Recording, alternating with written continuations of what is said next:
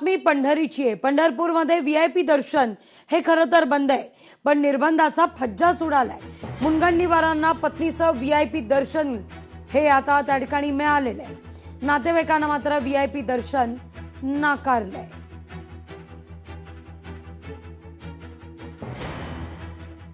कार्यकर्त्यांना व्हीआयपी निरास्नान करायचं, वारीचं दर्शन घ्यायचं, माऊलीचं नाम जप करावा म्हणून तिथं आलो। आणि मग परवा सहज चर्चा झाली तर ते म्हणाले प्रशासनाकडून तुम्ही अनुमती मागा, आणि माझा स्वभाव आहे मी अनुमती घेतल्याशिवाय कधी कुठे जात नाही। मी जिल्हाधिकारी, पोलीस अधीक्षक यांच्या सर्वांशी चर्चा केली, पण नंतर मला असं समजलं की काल त्यांनी काहीतरी नवीन निर्णय केला आणि निर्णय करण्याच्या अगोदर ते मग म्हणाले तुम्ही या। मी आलो, माझं दर्शन झालं, माझ्या पत्नीचं झालं, पण आम्हाला त्यांनी 10 लोकांची अनुमती दिली होती। आणि नंतर मात्र सर्वांना दर्शन देताना सर्वांचे फोन बंद आणि दरवाजे बंद होते। आमचं दर्शन झालं होतं, पण माझा स्वभाव आहे सर्वांना सोबत घेतलं पाहिजे।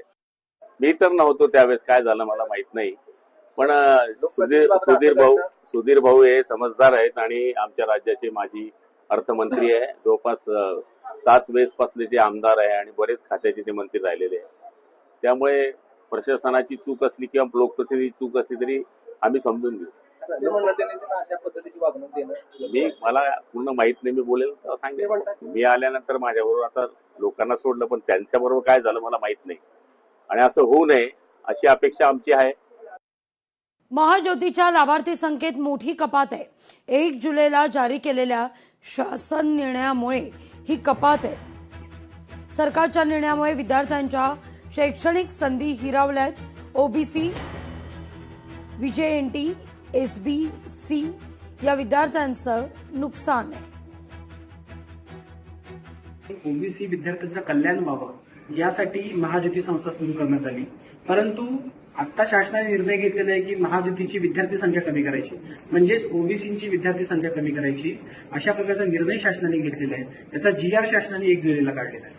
त्यात सांगितलं गेलेलं आहे की बार्टी असेल, सारथी असेल, महाज्योती असेल किंवा टीआरटी असेल, या सर्वांना समान संख्या आणि समान निधी। तर हे कुठल्या आधारावर झालेलं आहे? कारण समाज वेगवेगळा आहे, लोकसंख्येचं प्रमाण वेगवेगळं आहे, त्यामध्ये ओबीसी समाज सर्वात जास्त आहे। अशा वेळी अमृत असेल किंवा बार्टी, सारथी असेल या संस्थांप्रमाणेच मराठा कुणबीला तितकंच, ओबीसी नाही तितकंच आणि ट्रायबल नाही तितकंच, हा न्याय बरोबर नाही आणि शासनाने याचा पुनर्विचार केला पाहिजे।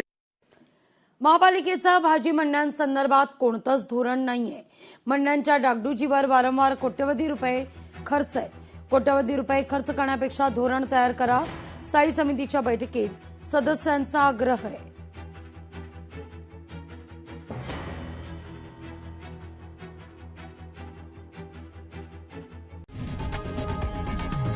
लोकशाही मराठी ऐका, पहा, जागरूक रहा।